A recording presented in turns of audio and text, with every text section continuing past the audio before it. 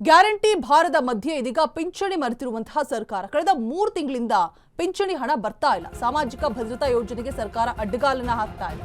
ವೃದ್ಧಾಪ್ಯ, ವಿಧವಾ ಯಾವುದು ಕೂಡ ಬರ್ತಾ ಇಲ್ಲ. 3 ತಿಂಗಳಿಂದ ಕೂಡ ಇದೇ ಹಾಡು.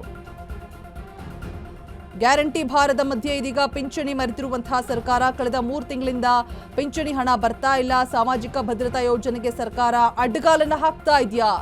ವೃದ್ಧಾಪ್ಯ, ವಿಧವಾ ಹಾಗೆ ಅಂಗವಿಕಲರ ಮಾಸಾಶನಕ್ಕೂ ಕೂಡ ಬ್ರೇಕ್ ಹಾಕಲಾಗಿದೆ. ಸಿಎಂ ತವರು ಮೈಸೂರಿನಲ್ಲಿ ಫಲಾನುಭವಿಗಳ ಆಳಲು 3 ತಿಂಗಳಿಂದ ನಮಗೆ ಪಿಂಚಣಿ ಬರ್ತಾ ಇಲ್ಲ. ಕೂಲಿ ನಾಲಿ ಮಾಡಿ ಬದುಕನ್ನು ಮಾಡಬೇಕು. ತೀವ್ರ ಬಿಸಿಲಿನ ಕಾರಣ ಕೂಲಿನೂ ಸಹ ಸಿಗ್ತಾ ಇಲ್ಲ. ಪಿಂಚಣಿ ಹಣ ಬರದೆ ತುಂಬಾ ತೊಂದರೆ ಆಗ್ತಾ ಇದೆ.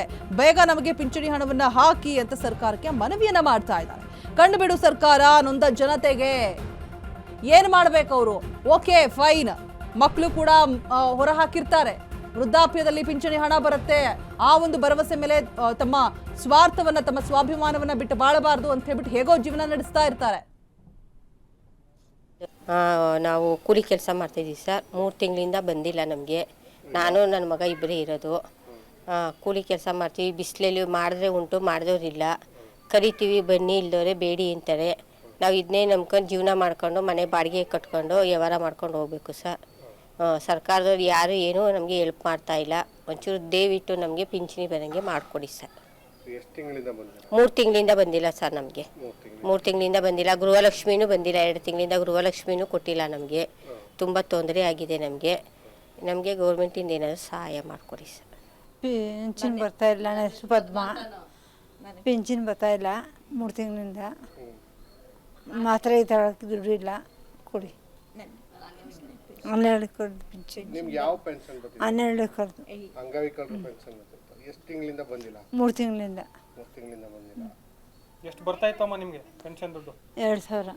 2000 ಬರ್ತಿತ್ತು. ಈಗ 3 ತಿಂಗಳಿಂದ ಇಲ್ಲ. ಭಾಗ್ಯ ಅಂತ ಪಿಂಚನು ಬರ್ತಾ ಇಲ್ಲ 2 ತಿಂಗಳಿಂದ. ತುಂಬ ಕಷ್ಟದ ವಿಧವೆದು 2 ತಿಂಗಳಿಂದ ಬರ್ತಿಲ್ಲ. ತುಂಬ ನಮಗೆ ಕಷ್ಟ ಇದೆ. ಎಲ್ಲರಿಗೂ ಪಾಪ ಒಂದು ಅನುಕೂಲ ಮಾಡಿ. ಬ್ಯಾಂಕಿಗೆ ಹೋಗ್ಬಿಟ್ಟು ಬರ್ತೀವಿ, ಬಂದಿಲ್ಲ ಅಂತ ಹೇಳ್ತಾವ್ರೆ. ನೀವು ಒಂದು ಸ್ವಲ್ಪ ಸಹಾಯ ಮಾಡಿ. ಎಲ್ಲ ಮಾತ್ರೆ ಅದು ಇದನ್ನು ತಗೋತಾ ಇದ್ದೀವಿ. ಈಗ ಮಾತ್ರೆಗಳಿಗೆ ಕಷ್ಟ ಇದೆ, ದುಡ್ಡು ಇಲ್ಲ. ಈಗ ಸ್ವಲ್ಪ ಸಹಾಯ ಮಾಡಿ. ಅಂಬಿಕಾ ಅಂತ. ನಂಗೆ ಪಿಂಚಣಿ 3 ತಿಂಗಳಿಂದ ಬರ್ತಾ ಇಲ್ಲ. ನಾವು ಅದನ್ನೇ ನೆಮ್ಕೊಂಡು ಮಾತ್ರೆ ಗೀತ್ರೆ ಪಿಲ್ಸ್ಗೆಲ್ಲ ಅದೇ ನಮ್ಗೆ ಬೇಕು. ಈಗ ಅದು ನಿಂತೋಗೋದ. ಅದೇನು ಮಾಡಬೇಕು ಮುಂದೆ ಗೊತ್ತಿಲ್ಲ. ಸರ್ಕಾರದವರು ಏನು ಮಾಡ್ತಾರೋ ಗೊತ್ತಿಲ್ಲ. ಎಷ್ಟು ಬರ್ತಿದಮ್ಮ ಪೆನ್ಷನ್? 800 ರೂಪಾಯಿ ಬರ್ತದೆ ಸರ್. ನಮ್ಗೆ ಜಾಸ್ತಿ ಮಾಡಿ ಅಂತ ಕೇಳ್ತಿದ್ದೀವಿ.